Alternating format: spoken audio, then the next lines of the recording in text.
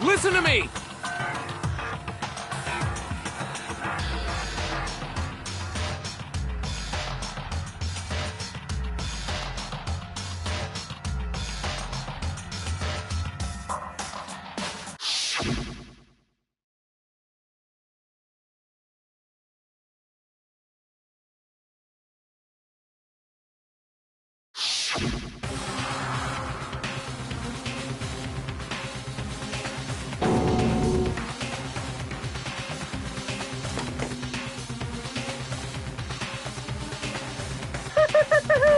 Is everyone here? Okay then, please board the elevator in front of you, which will transport you to the courtroom, where all your fates will be decided. I'll meet you all down there. I'll be waiting.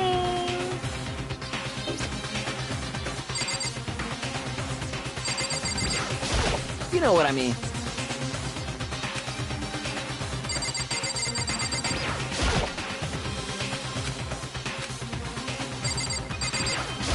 Got it!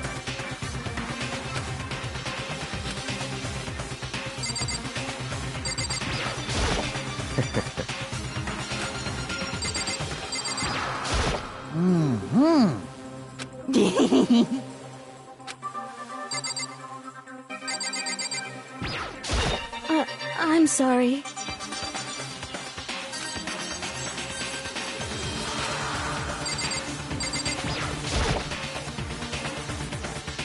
Well then. Yes, indeed. Hey.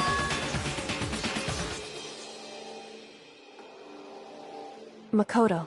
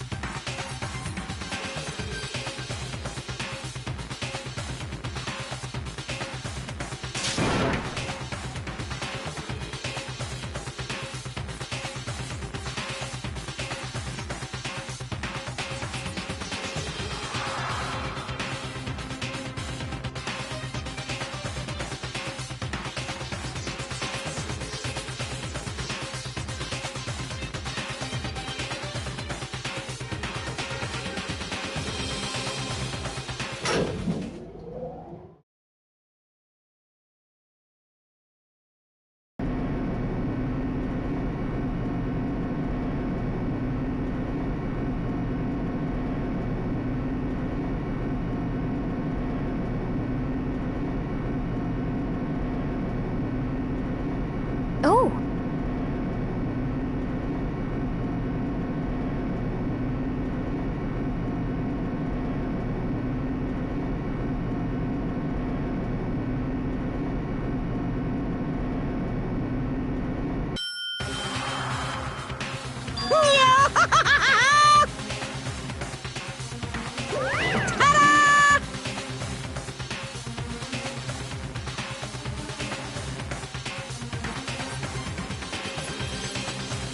Shit. Well now. Yoo-hoo!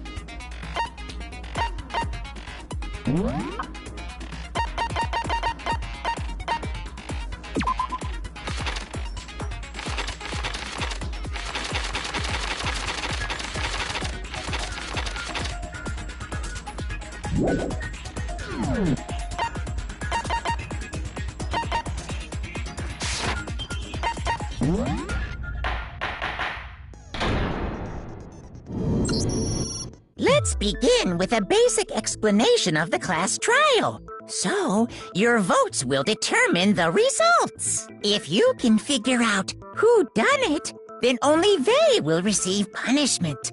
But if you pick the wrong one, then I'll punish everyone besides the blackened, and the one that deceived everyone else will graduate. And the killer really is one of us, right? Of course! Okay then. Everyone, close your eyes. And whoever did it, raise your hand. Don't be a goddamn idiot. Why the hell would they raise their hand? Before we move on and start the trial, can I ask a question real quick? What's going on with those pictures? I'd feel awful if they got left out just because they died. Friendship penetrates even death's barrier. Friendship penetrates? Okay, but what about that other empty seat? There were only 15 of us to begin with, so why are there 16 seats? Oh, no reason. It's just that our little courtroom here can technically fit up to 16 people. Okay, that about does it for the preamble. Get ready to get started. First up is the case summary. Now, let the class trial begin.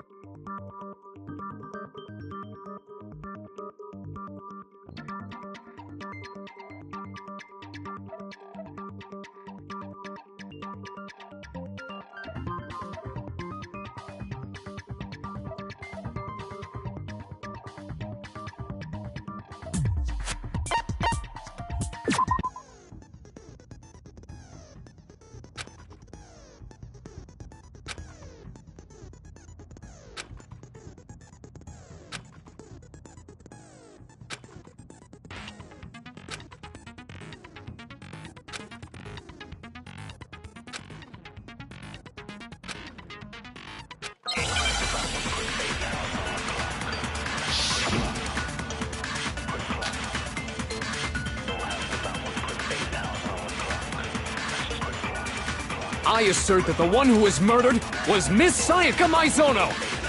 Yeah, we know that part already. And the murder took place in Makoto's room. In the bathroom. So it seems most likely that the killer must have taken her by surprise while she was in the bathroom. She didn't even have a chance to resist.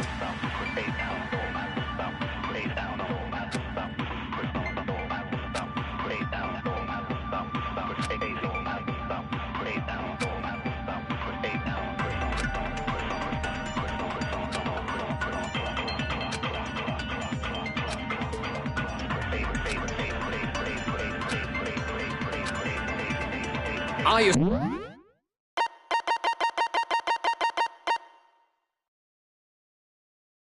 assert that the one who was murdered was Miss Sayaka Maizono! Yeah, we know that part already. And the murder took place in Makoto's room. In the bathroom. So it seems most likely that the killer must have taken her by surprise while she was in the bathroom. She didn't even have a chance to resist. No, that's wrong!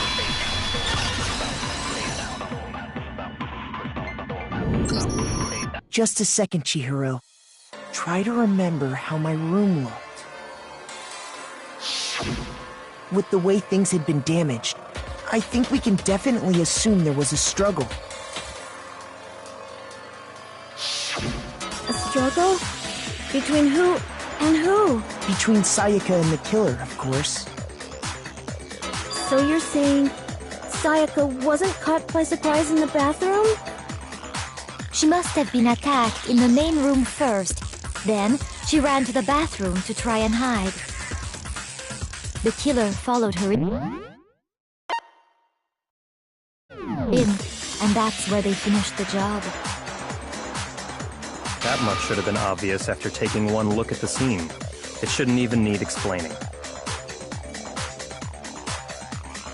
Sorry. Okay, so what's next?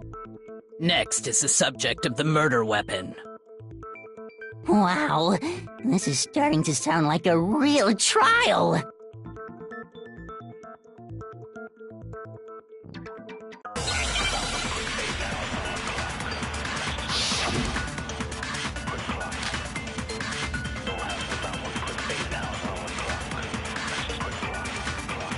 So what was used to kill her?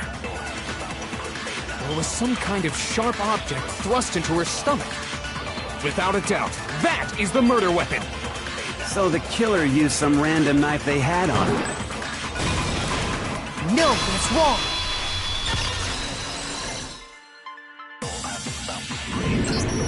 No. I do think it was a knife, but not just any knife. I'm almost positive it was a kitchen knife. Huh? A kitchen knife?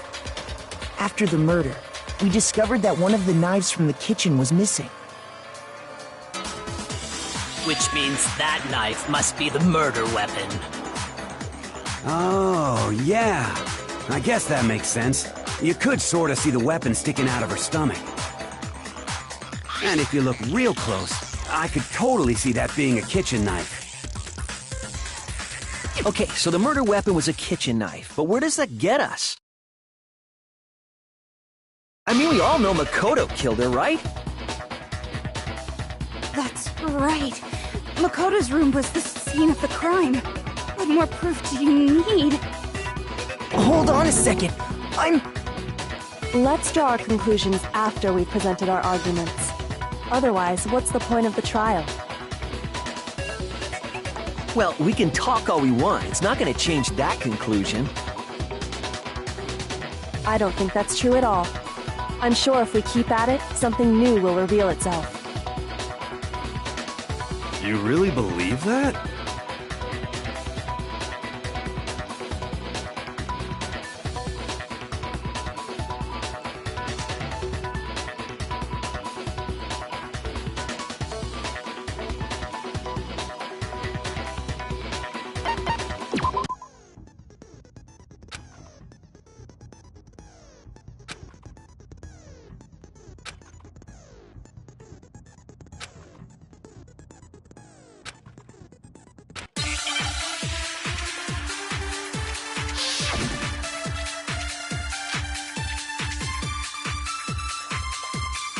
So I guess there's no question that the kitchen knife was the murder weapon.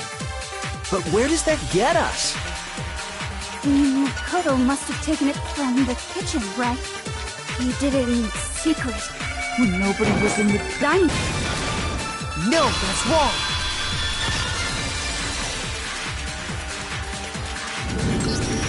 Okay, wait. Hold on. I didn't take the knife from the kitchen. Next you're gonna say you're not the killer, right? Go ahead and say it all you want. Well, what if I have a witness? What do you think, Hina? Huh? Remember what you were telling me earlier?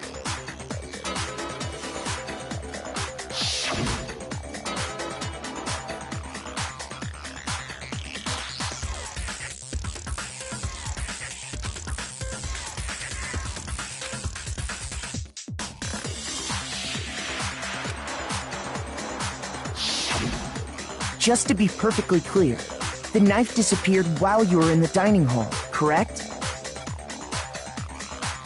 Yeah, that's right. And at any point while you were there, did you ever see me come into the dining hall?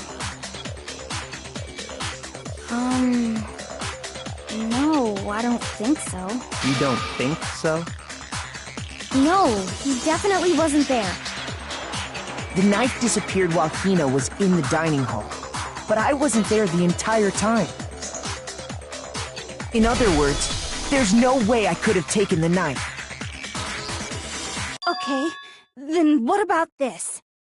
What if the idiot swimmer girl and Makoto are in on it together, and lying to protect each other?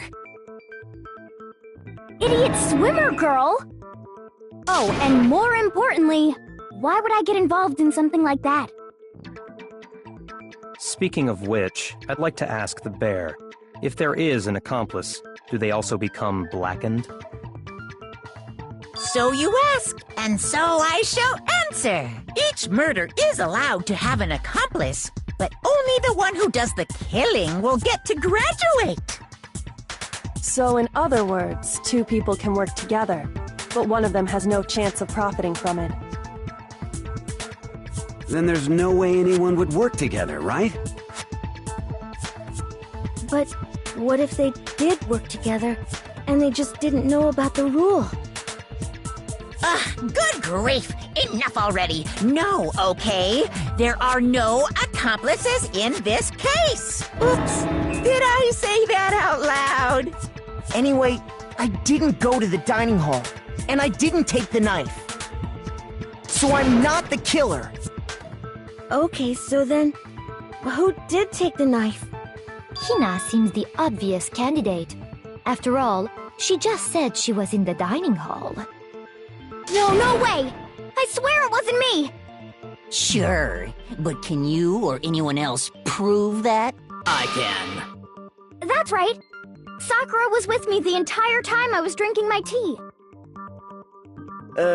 I hate to have to ask, but just to be sure, Sakura's... Me.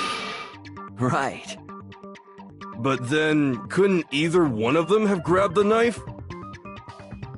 Actually, no. Because, well... Just spit it out already. I stayed in Hina's room last night. I got so scared thanks to those creepy videos. I wasn't really thinking, I just asked her to stay over. Which means we have airtight alibis. You stayed over? Doesn't that violate one of the school regulations? We're not allowed to sleep anywhere but the dorms, but it doesn't say we have to stay in our assigned room. So, I don't think that's a problem. It is a problem! A boy and a girl spending the night together? It's unwholesome! But I'm a girl. You are? Oh my gosh, I'm so sorry! But if it wasn't either of you, then what other possibility is there? Actually, there is one other possibility. Right, Hina? Oh, yeah, that's true! One other person did come to the dining hall while we were there. Why didn't you say so in the first place? Well, because... they're not here anymore. Sayaka. She's the one who came to the dining hall. And then later, she wound up dead.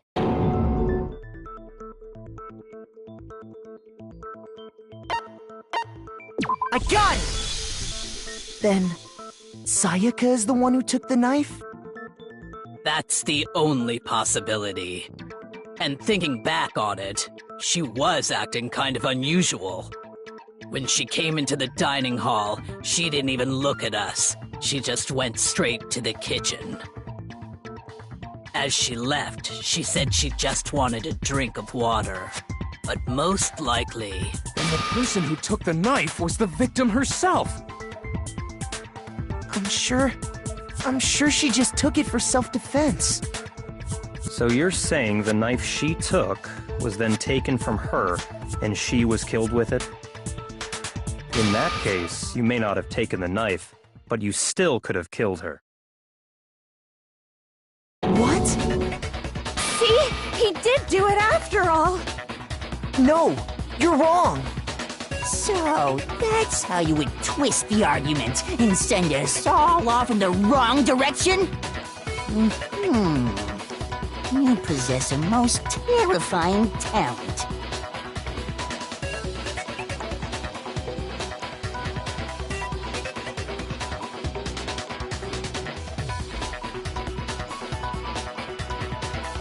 Hold on. It's still too early to decide conclusively that Makoto is the killer, wouldn't you say? Because you see, if the room did belong to the killer, then they did something most bewildering. And until we unravel that little mystery, you simply can't declare that he's the killer. Bewildering?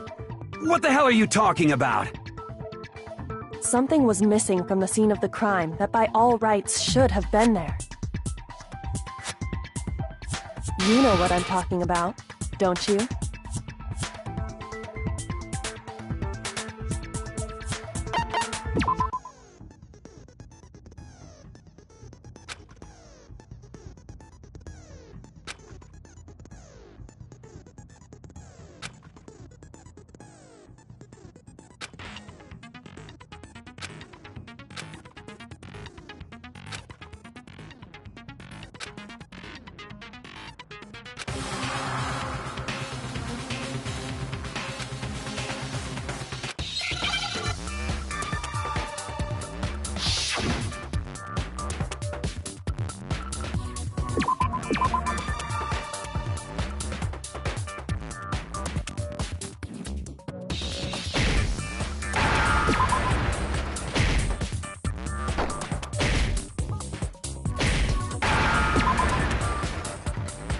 Now I understand!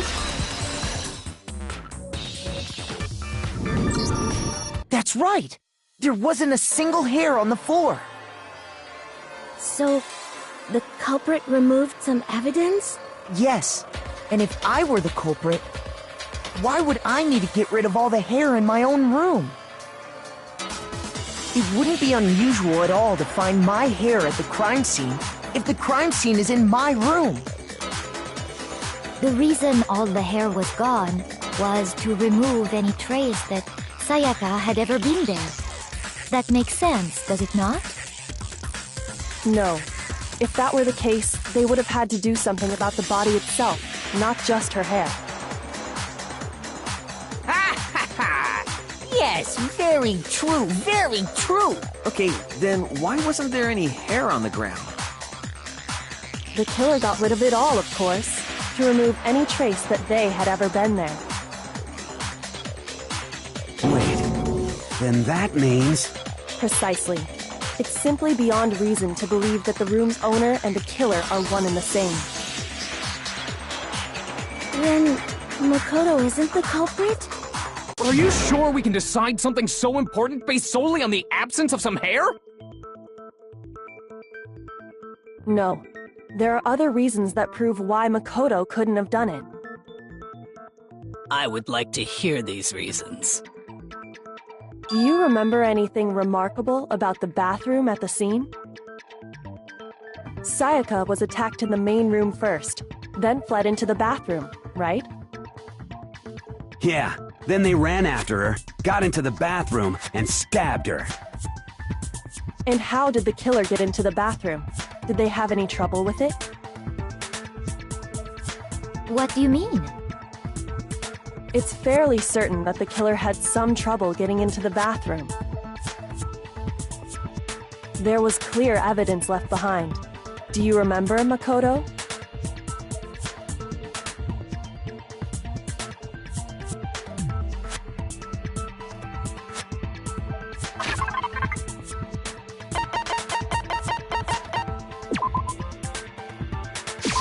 I got it! Evidence that the killer had trouble getting into the bathroom. You're talking about the doorknob, right? Huh? The doorknob? What doorknob? The doorknob for my bathroom. It was completely broken. See how the top part was unscrewed? And the doorknob's about ready to fall off? Oh yeah, true. But what does it mean? In trying to bypass the lock, they ended up nearly removing the entire doorknob. This is another most bewildering act for the room's owner. It proves Makoto is beyond suspicion. So what? You're saying he wouldn't break the door in his own room? But if the only choice you have is to break it, you break it. There's nothing bewildering about it. You still don't see? Okay then. Let's take another look at how the incident unfolded. Hopefully that will help you understand.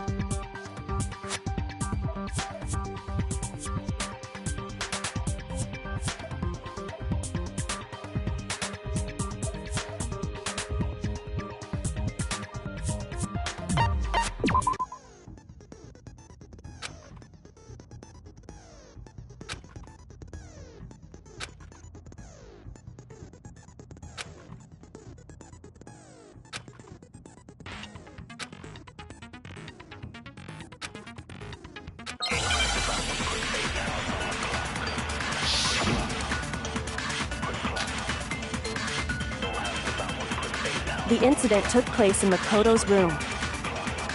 Sayaka was first attacked in the main room. She then fled into the bathroom. Then the killer ran after her. And they got into the bathroom. At that point, the killer had to try and bust down the door.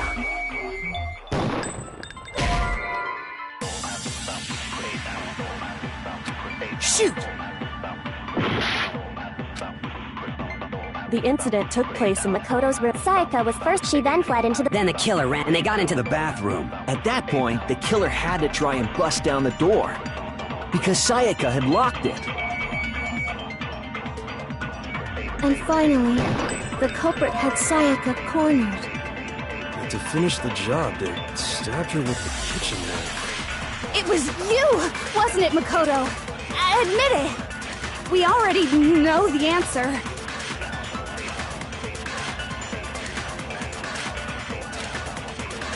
The incident took place and Sayaka was first, she then fled into the... Then the killer ran and they got into the back. At that point, the killer... Because Sayaka had locked it. No, that's wrong.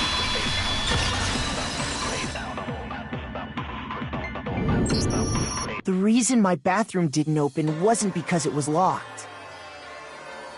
After all, the girls' rooms are the only ones with locking bathrooms, right?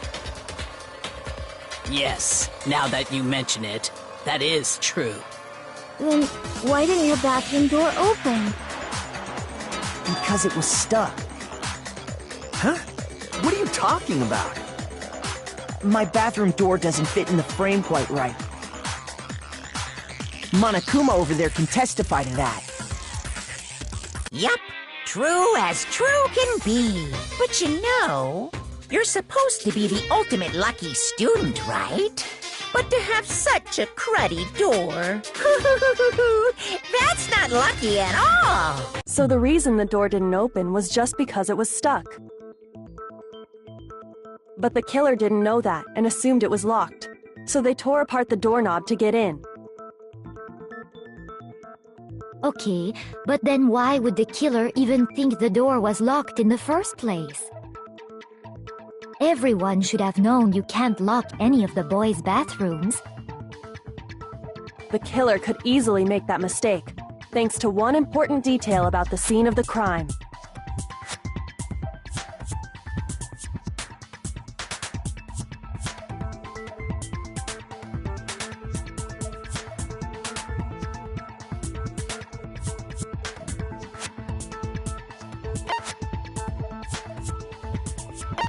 I got it! The killer must not have realized that it was my room. What? Are you saying the culprit didn't even know where he was? That's inconceivable! And yet, he's absolutely right. Say what? Well, to be more specific, what the killer didn't know was that Makoto and Sayaka had switched rooms. Which is what led to the misunderstanding about the bathroom. If Sayaka had been in her own room, then there would have been a lock on the door, and they would have had to break through! So they had no idea how unnecessary their actions were. Ultimately, we can't know if it came open by force or simply by accident. but the killer must have been considerably confused, with no idea how they actually got the door opened. Regardless, it was a pointless act. Wasting time trying to break down a door that wasn't locked is... Definitely something I wouldn't do, since I would have known exactly why it wasn't opening, right? That is a definite possibility. So the killer would have to be someone who didn't know they'd switched rooms? Then Makoto couldn't have done it.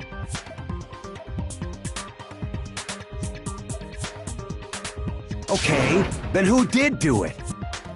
I'm sorry, but I give up! Quit without saving!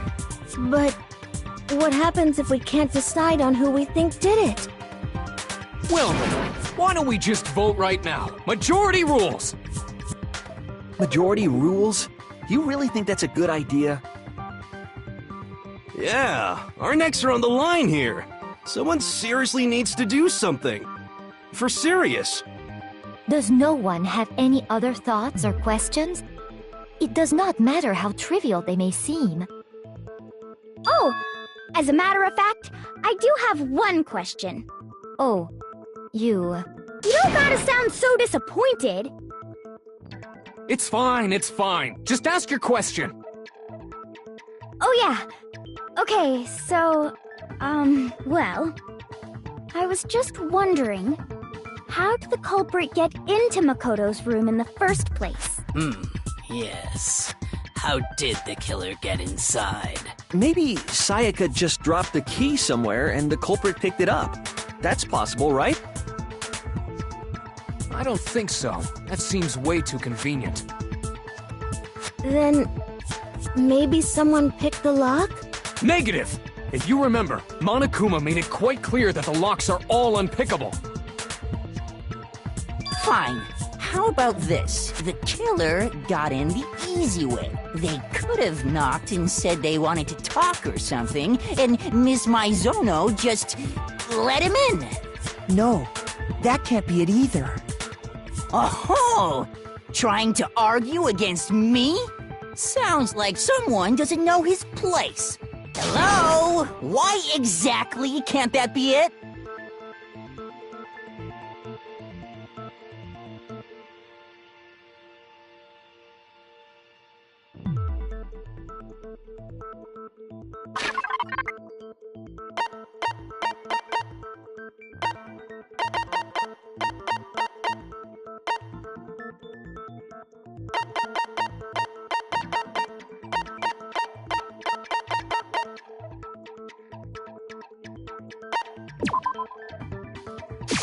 I got it! Because Sayaka was already scared, remember?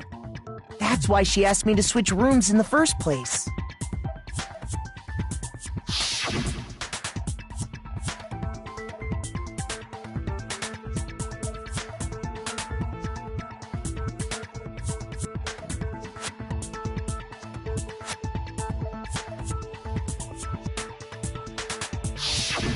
Knowing what she'd been through, I just can't believe she would have opened the door for anyone.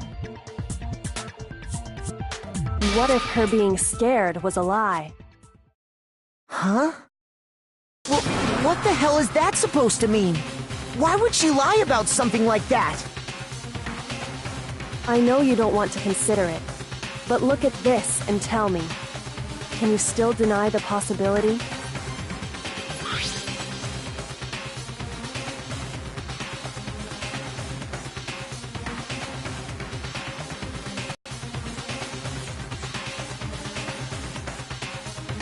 I found a notepad during my search, and I shaded in the top sheet with a pencil.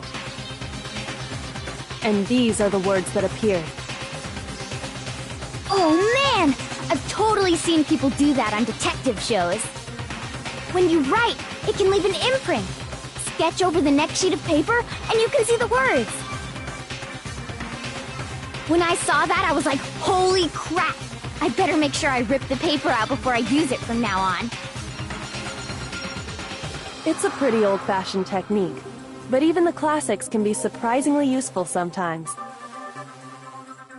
Oh, and I should also mention, I found the notepad on the desk in Makoto's room. Huh?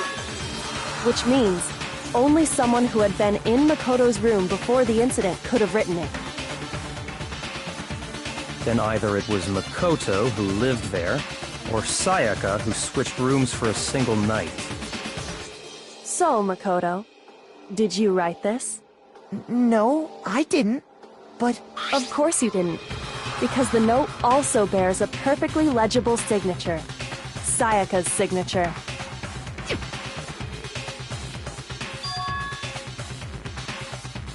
But why? Why would she write that? The note was likely her way of getting in touch with a certain someone. She must have slid it under their door to let them know she wanted to meet with them in secret. If you got an invitation like that from the ultimate pop sensation, what young man could resist? Of course, I'm only into 2D, so it wouldn't have any effect on me. But can we be sure anyone even got this note?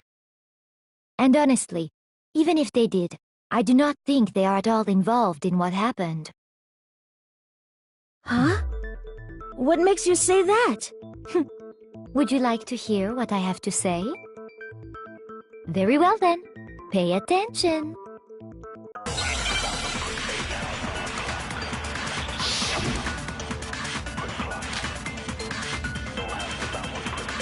Sayaka and Makoto switched rooms, correct? But in the note, the place they were asked to come to, it specifically says, my room. I see. So if someone read that note, then they would have gone to Sayaka's room. Exactly. The room that Makoto was staying in. So in other words, even if someone did read the note and did what it said, they would not have any connection to what happened. It certainly would seem that way.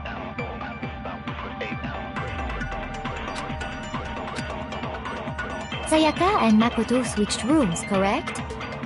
But in the note, the place they were asked to come to, it specifically says, my room. I see. So if someone read, then they would have gone to Sayaka's room. Exactly. The room that Makoto... No, that's wrong!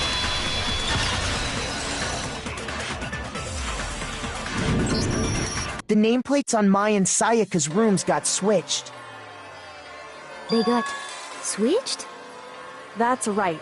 The nameplates got switched, just like the rooms themselves. As a result, the nameplate on Sayaka's room actually had Makoto's name. And the nameplate on Makoto's room had Sayaka's. So what you're saying is, the room Sayaka was staying in was actually marked as her room. Then, if someone did do what the note said, they would end up at Makoto's room where Sayaka was. Plus, their rooms are right next to each other, so switching the nameplates would be no problem. And the one who switched the names was... Well, of course it wasn't you, right, Makoto? Right? Okay, then who did it?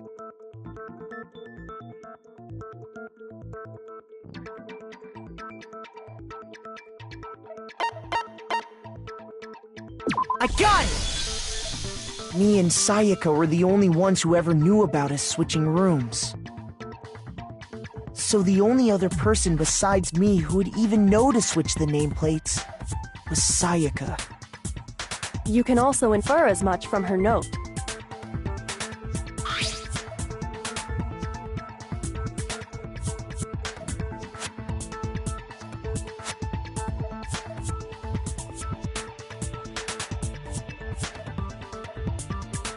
She specifically tells the reader to check the nameplate.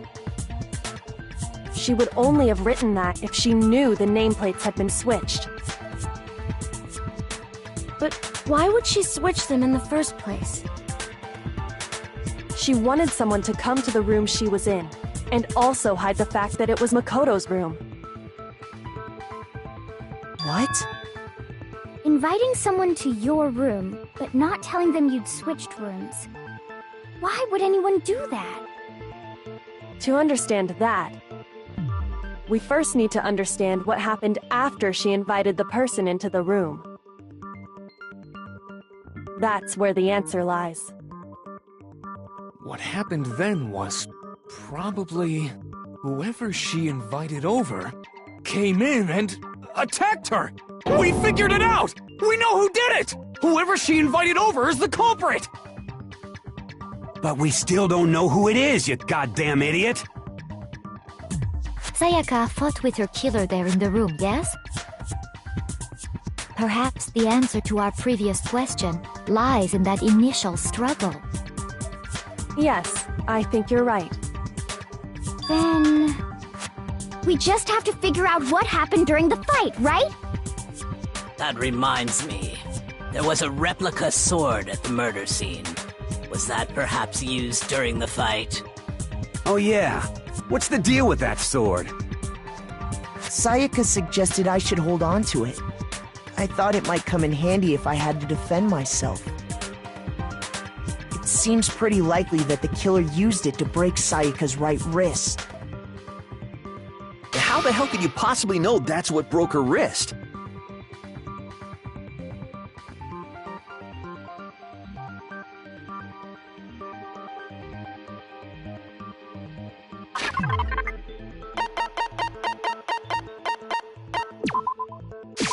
I got it! All you have to do is take a good look at her broken wrist, and it should become pretty clear. Right there where her wrist is all swollen, there's something glittery there. See? Is that gold? It sure is. Specifically, the gold coating from the replica sword. You barely have to touch that stuff, and it'll stick right to you. And there's some on her wrist because... I got it! Because she got hit with the sword! Right there on her wrist! I see. And so the truth draws ever closer. All right, then it's about time to solve this mystery.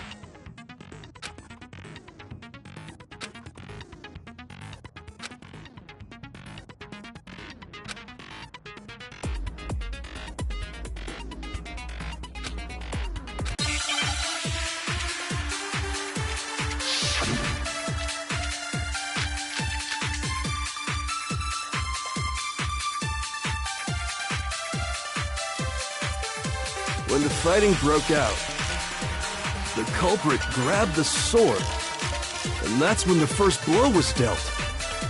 A sword-based sneak attack! And that's what broke Miss Mizono's wrist! So, she tried to fight back. She grabbed the kitchen knife she had hidden away. But then the culprit took that from her too. And they killed her with it. And that's exactly what happened.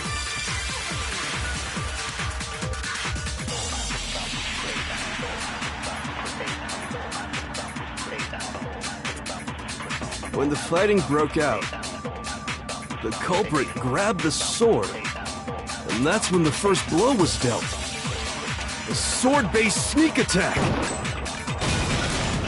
No, that's wrong!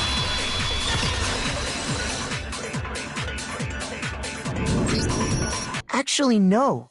I don't think the fight started with the sword. Why not? Because the sword's sheath had been scratched. See? There's a gash in it. Like someone cut into it with something sharp. Something sharp? You mean like the kitchen knife? That was the only sharp thing found at the scene. Stop jumping ahead! Slow down and explain it so I get what the hell's going on. If the sword was used first, there wouldn't be any explanation for the scratch on the sheath. If you were going to attack with the sword, you'd take it out of the sheath first, right? That's true. With the sheath on, it'd be heavy and bulky and useless as shit. Okay, so how did the sheath get damaged? If they got attacked with the kitchen knife, maybe they grabbed the sword as a defensive impulse. In that situation, there wouldn't be any time to actually unsheath the sword. So you're saying the sword was initially used to defend against an attack from the knife? Which means whoever had the kitchen knife was the one who attacked first. I think I get it! So here's how it all played out. The culprit came in, found the kitchen knife hidden there somewhere. Then they took the knife and attacked Sayaka before she knew what was happening. So she grabbed the sword to defend herself, but then the culprit took that from her too. Then, after they broke her wrist with the sword, they took the knife and finished it. Sorry, but I don't think Sayaka used the sword to defend herself. What? How the hell can you not think that? Because she never held the sword at all. There's a certain part of her body that makes this clear.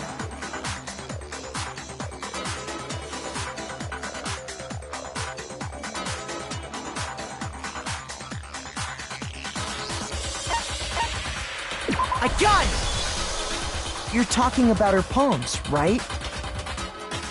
The palms of her hands were perfectly clean, so I don't think she ever picked up the sword. How can you know that just by looking at her palms? Like I said before, the gold coating on that sword comes right off. All you have to do is touch it. In fact, if you look, you'll notice that a lot of the gold has already come off the handle. It's safe to assume that's because whoever used the sword got some of it on their hands. There's really no way she could have picked it up and come away completely clean. Maybe she washed her hands after she escaped into the bathroom. Sorry, but I don't think so. Why do you say that? Is it because you think I'm ugly? No, that's not it at all.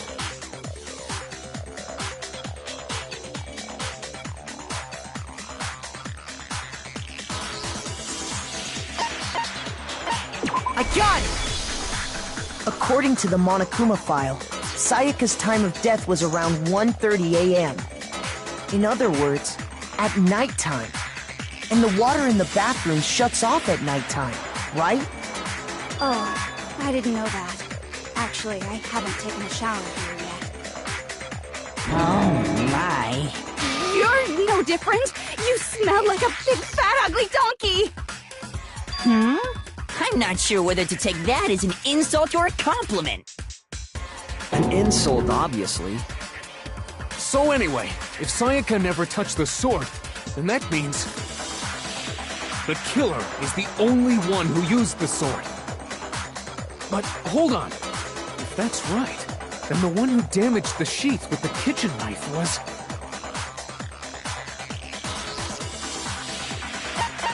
I got it! Sayaka?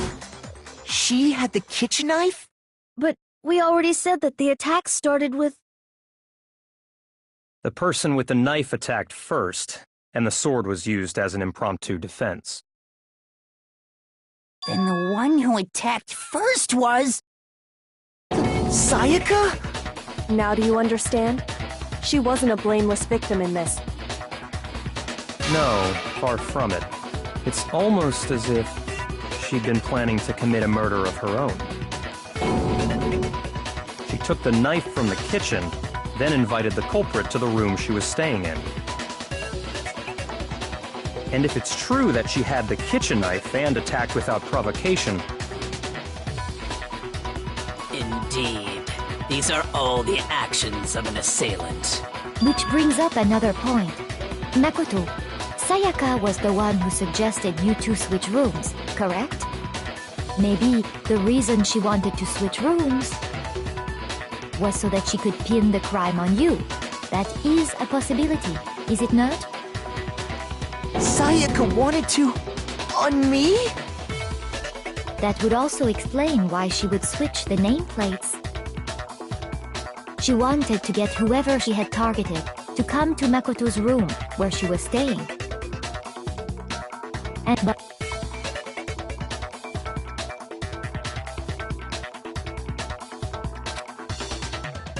plus, she was the ultimate pop sensation.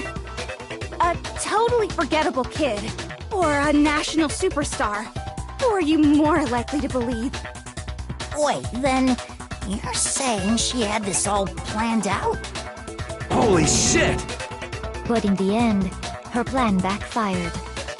She launched her attack with the knife, then found herself under attack in turn. That must be when her wrist got broken, and she was forced to drop the knife. The tables were suddenly turned on her, and she died at the hands of the one she'd planned to murder. Just hold on! That can't be true! Because... Hey! You guys have totally derailed the argument! You're being super boring right now! Come on, hurry up and decide who did it! Wouldn't it be awful if I had to punish you all just because you ran out of time? Oh yeah, we gotta decide who we think did it.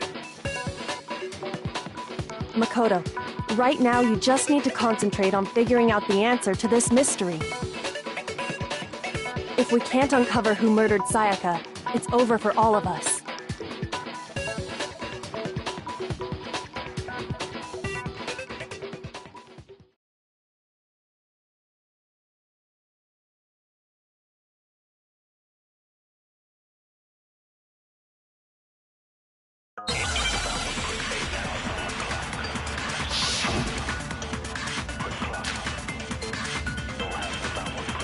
It's easy just to say, hey, decide who did it.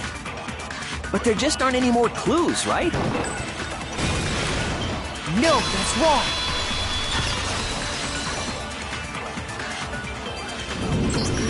There still might be one clue left. Sayaka's dying message. Dining? Wait, what did you say? The dying message. She wrote something on the wall behind her, remember? 11037. Written in her own blood. There must be a clue about the killer hidden in there. Well, before we get too far into that, I need to ask, can we really be sure that Sayaka is the one who wrote it?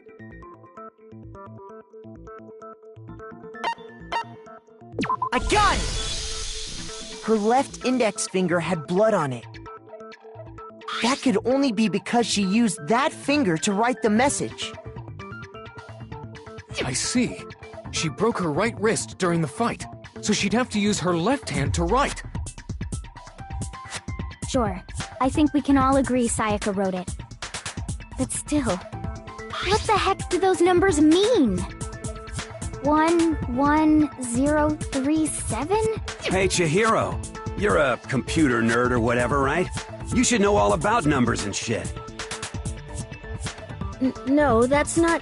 Yes, I'm a programmer, but I don't see any kind of meaning in these numbers. Of course. It's because they're not numbers. Oh, yeah, it looks like... Huh? What? No, it's just... look at the numbers, assuming they're not numbers. Don't these first two, 1-1, look less like two numbers and more like one letter? Ah, you're right. The connecting line is barely there, so I assumed it was 1-1, but looking at it now, you could also read it as an N. Whoa, you might have finally just said something worth a shit. Our little gray cells are really getting excited now. But even if that really is an N037, doesn't make any more sense than before.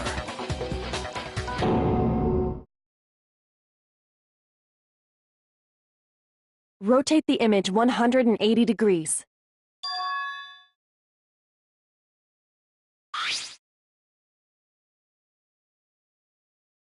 Oh my god. Now I see. She wrote down the killer's name. Huh? You just shot past the clue part and right on to who did it. So, whose name did she write?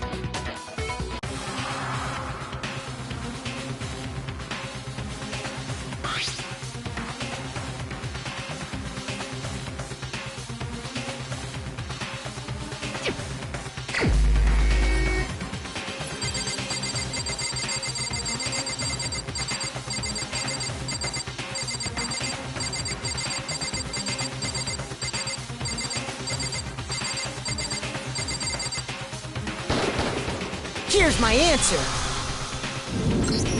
The key to solving this mystery was simply to rotate the writing 180 degrees.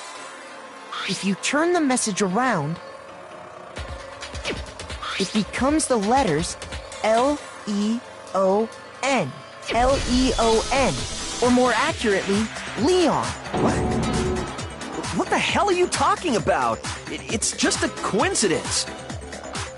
It's just a bunch of random squiggles that happen to look like my name. No, it's not random at all. She wrote that message on the wall behind her as she was leaning up against it. In that position, she couldn't move to write normally, and had to write upside down, as it were. And as a result, when you look at it standing in front of her, it ends up getting flipped. Try it for yourself if you want. Write something sitting like her, and the letters will be inverted. That sounds like one hell of a stretch to me. I'm the killer? You can't just go and say shit like that. If you're not the killer, then why did you try to destroy the evidence? Huh? You know what I'm talking about, right, Makoto? The evidence Leon tried to get rid of?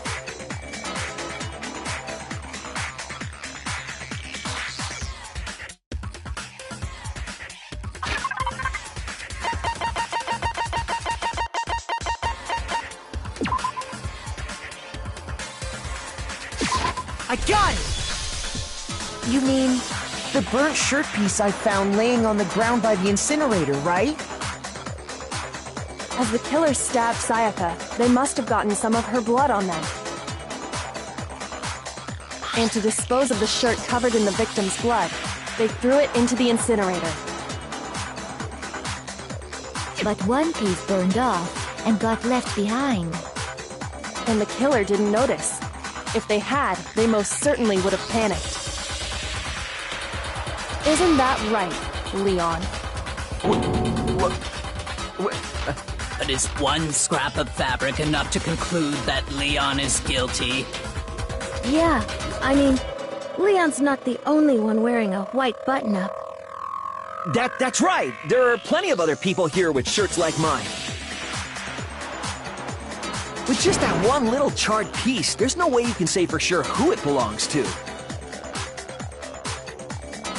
You're right. That alone isn't enough. But there are some other points that may reveal the truth.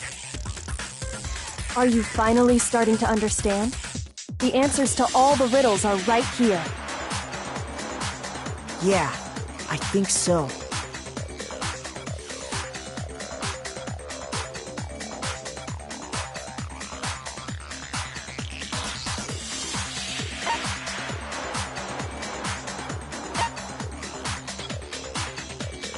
I got it! If you look closely at how the shirt was disposed of, we should be able to figure out who the killer is. Oh yeah, that's a good point. I think I know what you're gonna say. You can't reach the incinerator without opening the gate in front of the trash room, right? And obviously, you wouldn't be able to hit the switch to turn it on either. You need the key to get in, and the one with the key was the person on cleaning duty. So the killer had to be whoever was in charge of taking care of the trash, right? Interesting.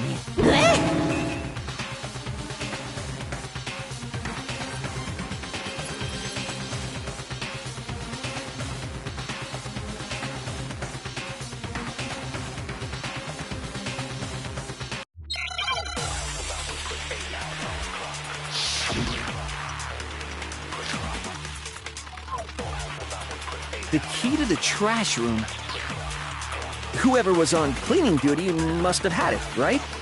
So the only one who could get to the incinerator was the person in charge of the trash? And you'd have to get close to the incinerator in order to destroy the evidence. No, that's wrong.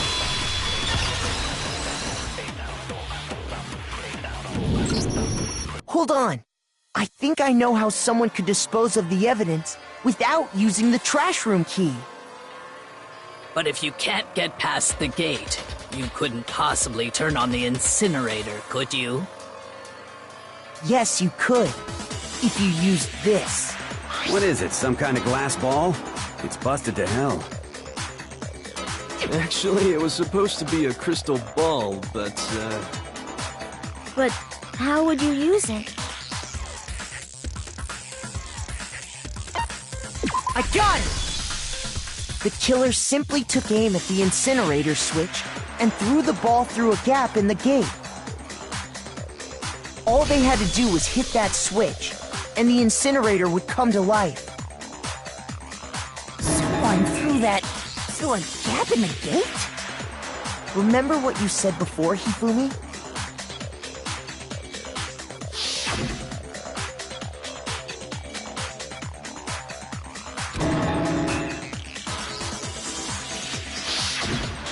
Hifumi had the key, so the only way the incinerator could have been turned on without his knowledge was because the killer was able to hit the switch without opening the gate.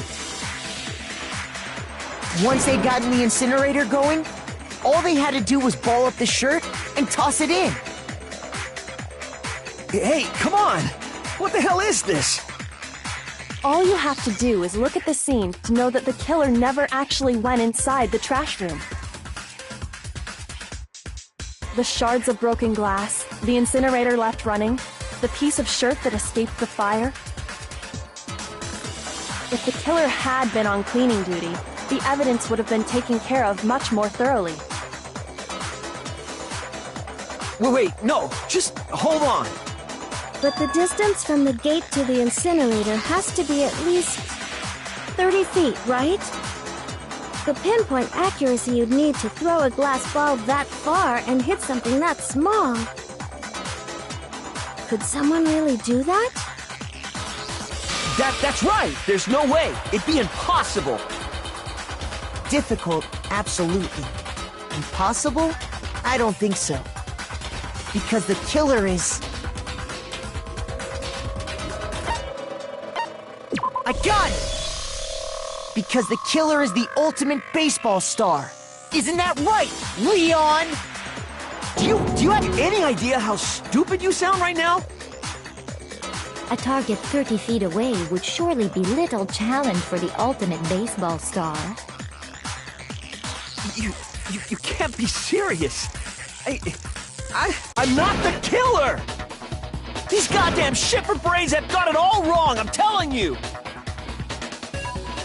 You still won't admit it? Okay then. Makoto, go ahead and review the incident one more time to make his crime perfectly clear. And with that, we can end this. Listen to me! What the hell do you mean, end this? Say what you want, Leon. But all the questions have been answered, and the truth has been revealed. Now here's what happened.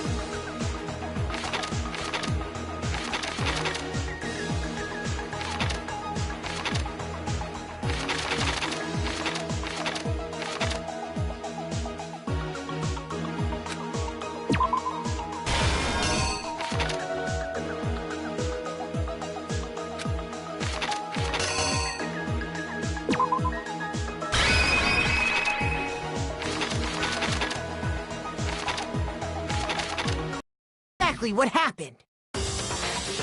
I think I'd better take one more look back at the case from the beginning.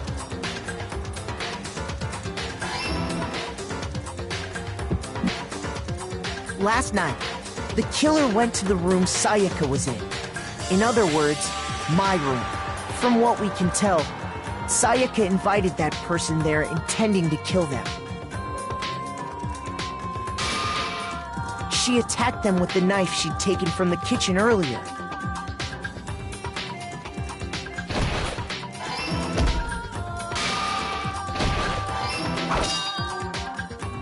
But then something happened that she wasn't prepared for. They grabbed the fake sword I'd put in my room and fought back. During the struggle, a strike from the sword broke Sayaka's right wrist.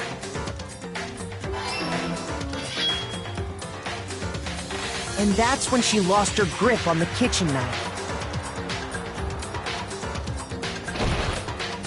Finding herself cornered, Sayaka panicked and ran into the bathroom.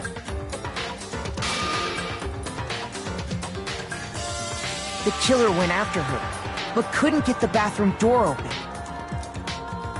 What they didn't know was that my bathroom door got stuck easily, and there was a trick to opening it.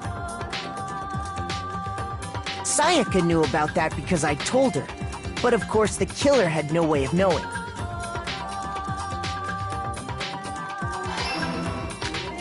So instead, the killer forced the door open, took the kitchen knife,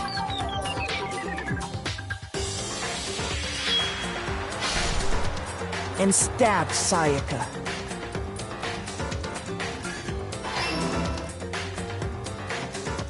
But with what strength she had remaining, Sayaka left a dying message.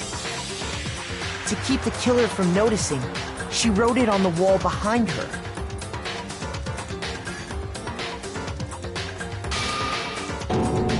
And with that, all her strength was gone. With Sayaka dead, the killer quickly began destroying the evidence. First, they took off their shirt, which was covered in their victim's blood.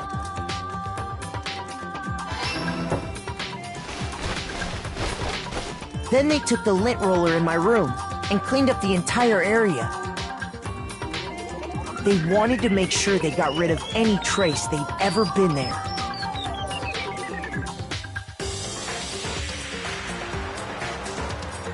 Afterwards, the killer headed to the trash room to destroy their bloody shirt. They tried to burn the shirt using the incinerator there.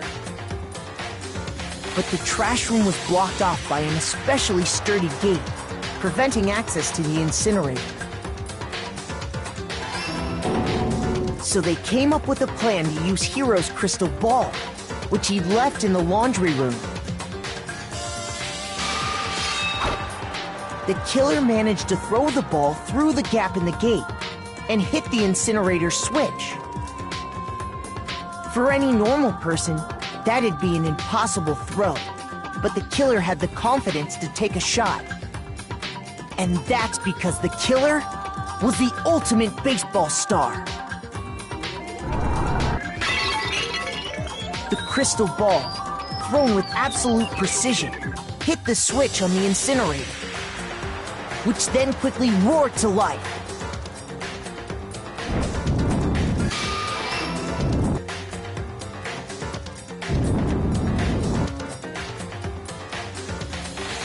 Having destroyed the final piece of evidence, they left the area with, I imagine, a sigh of relief. But there was one thing they missed. Part of the shirt they'd thrown into the fire burnt away and fell out of the incinerator. The killer didn't notice this, and so left behind a piece of indisputable evidence.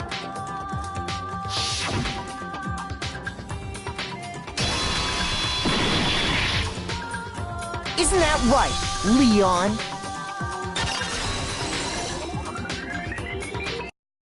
It would appear that Hiro simply forgot his crystal ball in the laundry room. You went there to try and wash the blood out of your shirt, and that's where you saw it, right? Seeing the ball, you thought of a way to take care of everything. So, Leon, do you object to anything that's been said? Do I object? Hell yes, I object! Of course I do! I object! I object! I object! I mean, all of this is just a bunch of stupid theories! You need evidence! Where's the evidence? Without evidence, it's all bullshit! It's bullshit and I refuse to acknowledge it! Well then, I guess this is as good a time as any to present the evidence that proves you did it. Makoto, I believe you're in possession of that evidence.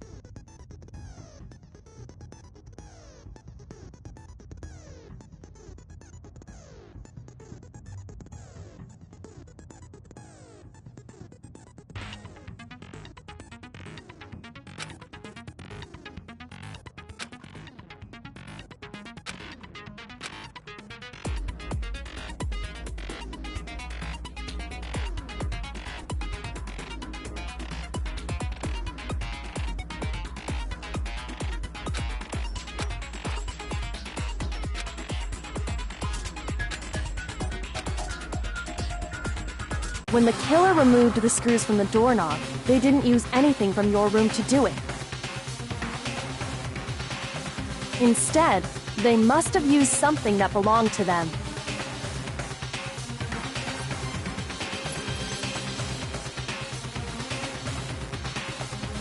I refuse to acknowledge you.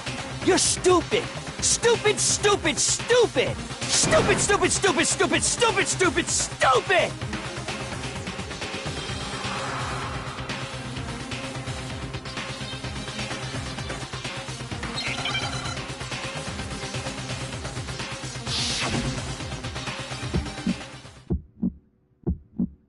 Where's your proof?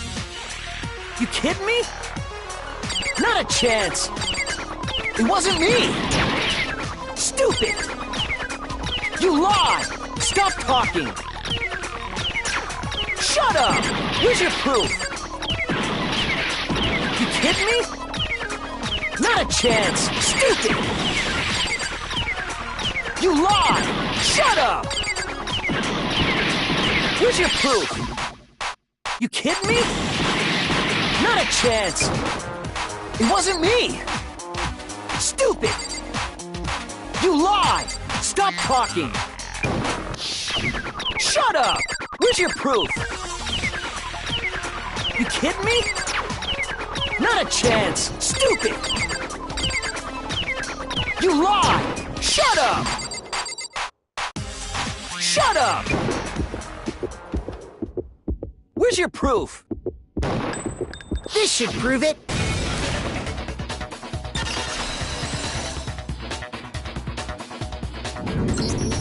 The screws on the bathroom doorknob were removed. I wonder what kind of tool the killer used to remove them. I mean, it had to be a screwdriver, right? Oh yeah, I'm pretty sure the toolkits we got each had one inside. And that must be what he used. There aren't any other tools anywhere. But the toolkit in my room had clearly never been used. That's because the culprit didn't know it was your room. They thought they were in Sayaka's room. Only the boys got toolkits, so the killer naturally assumed there wouldn't be one in there. Okay, then whose toolkit did the killer use? Stupid, stupid, stupid! It had to be their very own toolkit. Stupid, stupid, stupid, stupid, stupid! Leon, would you mind showing us your toolkit? If I'm right about this, then the screwdriver will show some evidence of being used. Stupid, stupid, stupid! Huh? And if you say you used it for something else, you'll have to explain exactly when, where, and why. And let me say this right now. I lost it isn't an excuse at this point. Stupid. Stupid.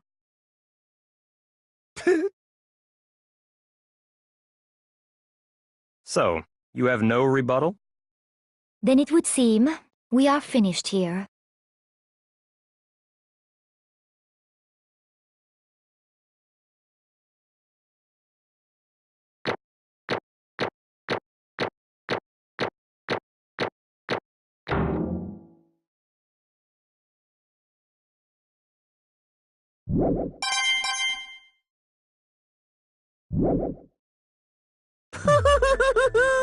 Looks like you've reached your verdict. Then are we ready to cast our votes? You all have a lever in front of you. Use it to make your selection. Oh, just to remind you all, make triple sure you vote for someone. You wouldn't want to be punished for something so minor, right? Okay, then let's get excited! Who will be chosen as the Blackened? Will you make the right choice or the dreadfully wrong one? What's it gonna be? What's it gonna be?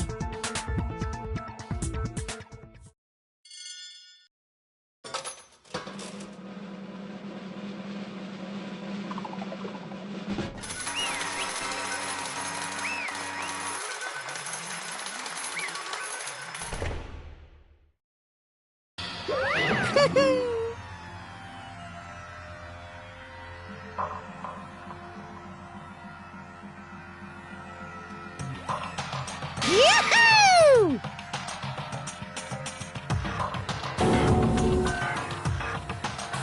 Huh? Hey, hold on.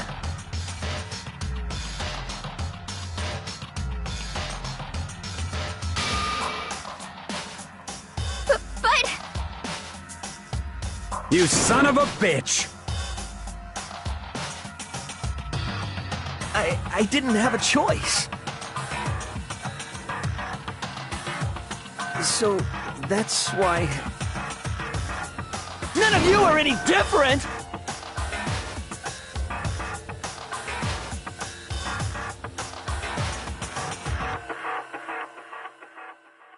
I was just... unlucky. That's all. Hey! Come on!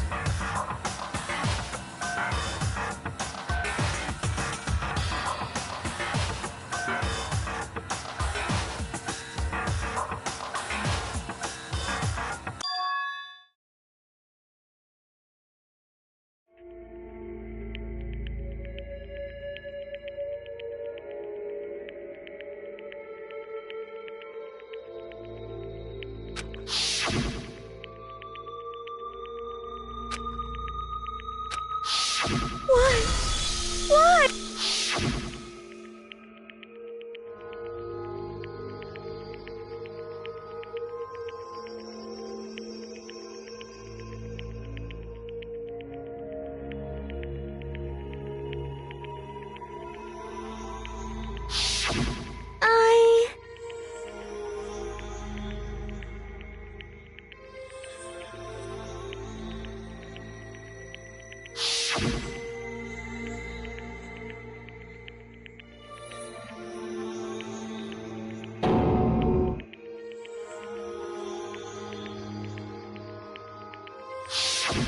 No matter what happens, please always be there for me. I need you on my side.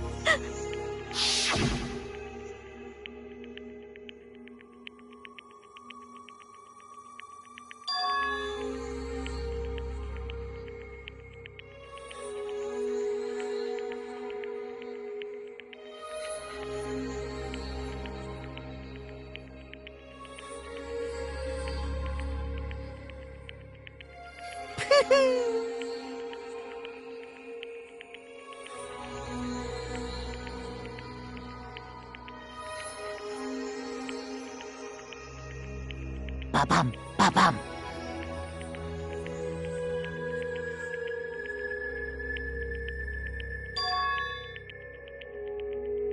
Phew!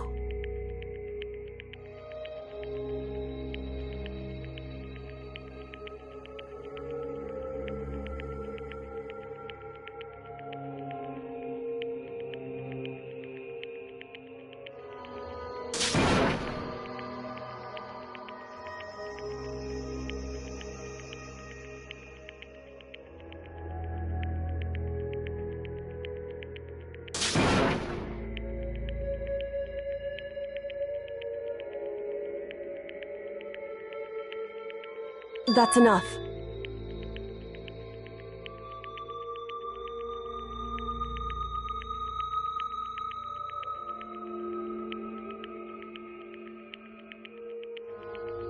Calm down.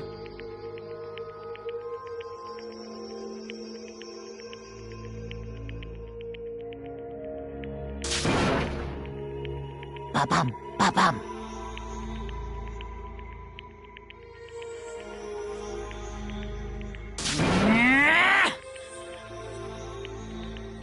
Yes, indeed.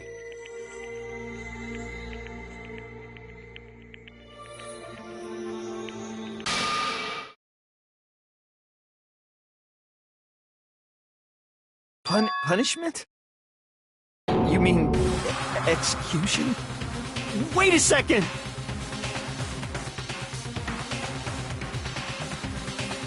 Yeah, that's it.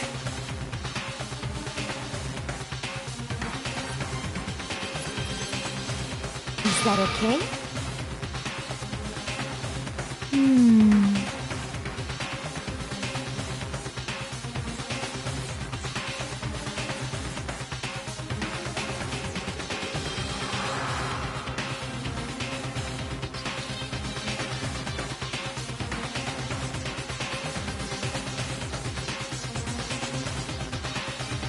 Do you understand?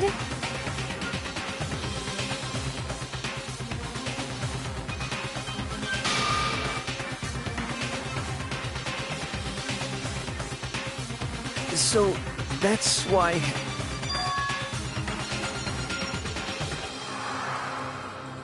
Oh!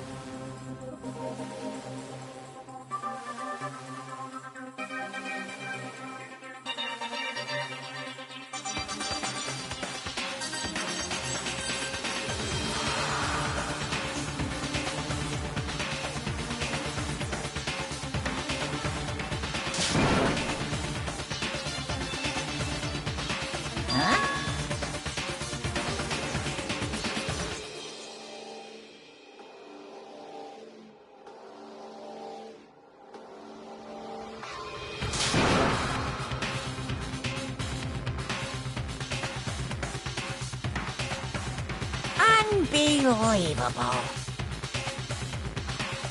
Hey,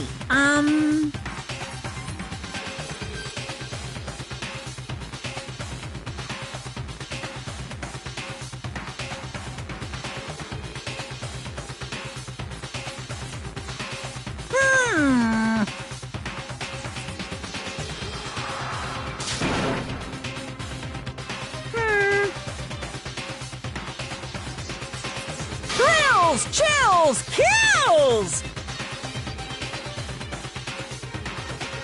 I'm begging you! Please, don't do this! Hey, come on now!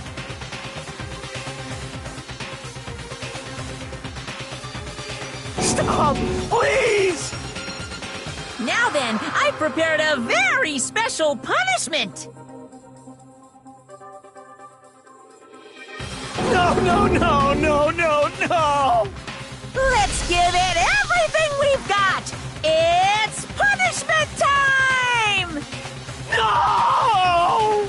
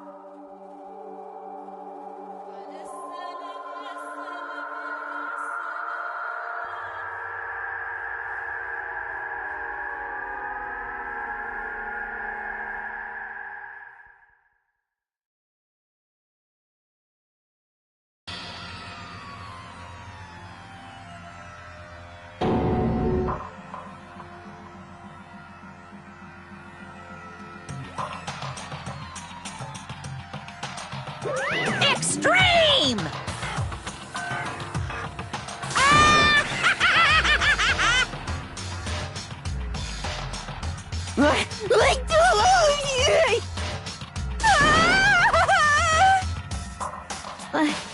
I can't take it.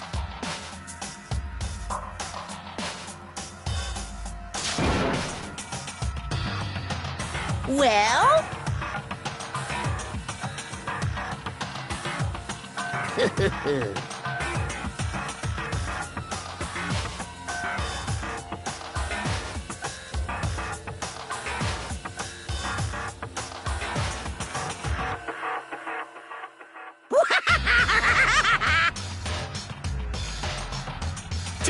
Damn you!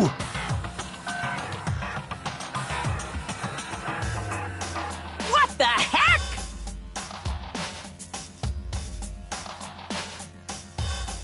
Say what? Well...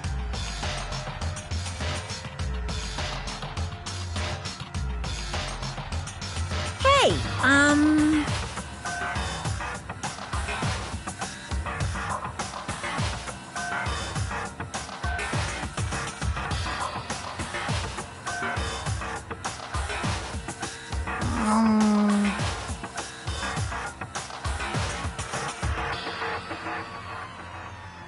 Shit.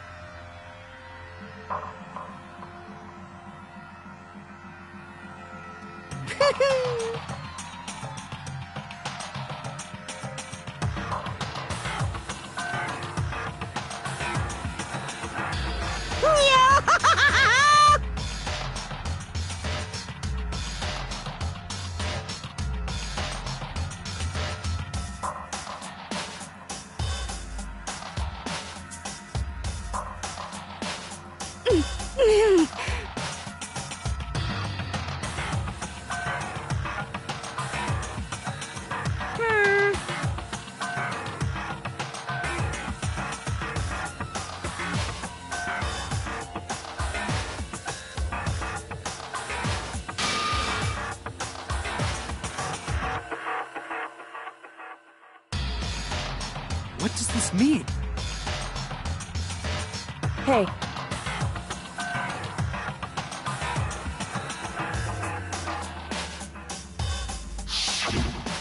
thrills, chills, kills!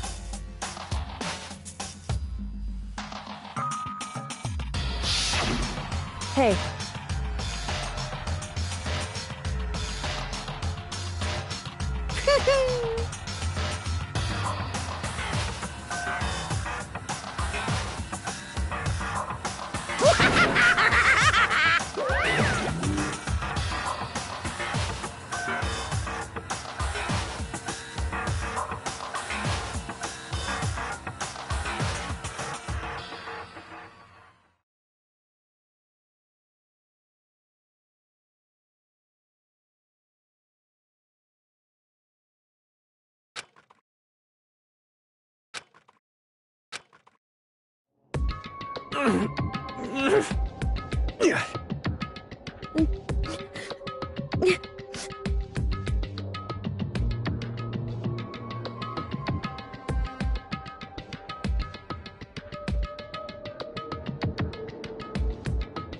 Just a second.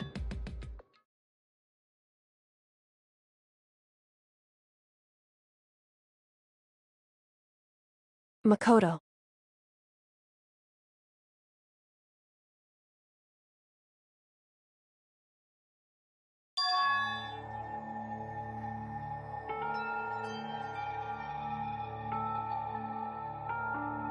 Listen.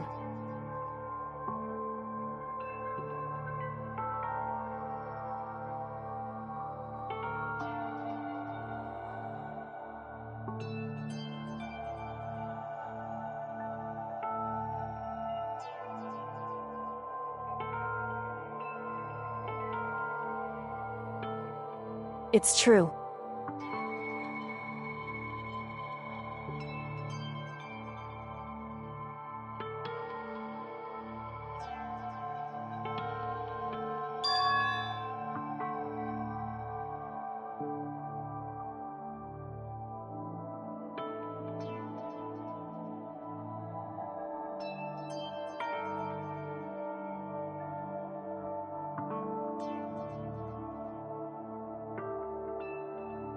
However,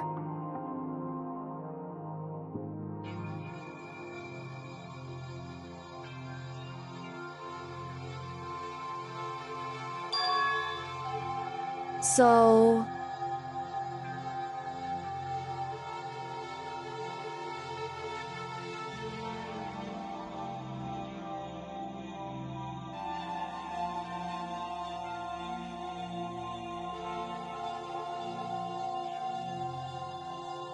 Certainly.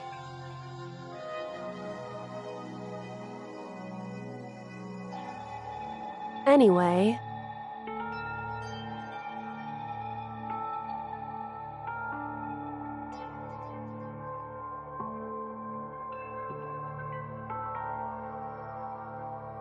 Right.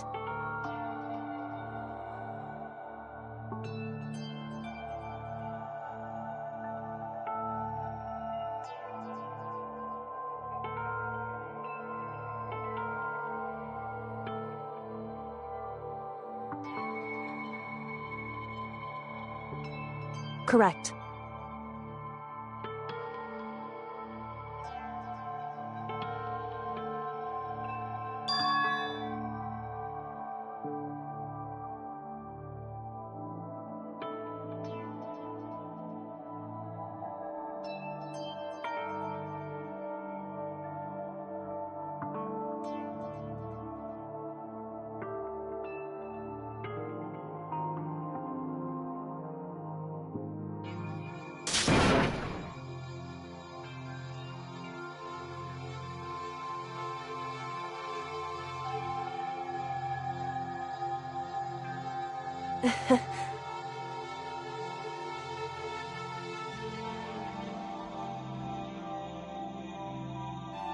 Hey.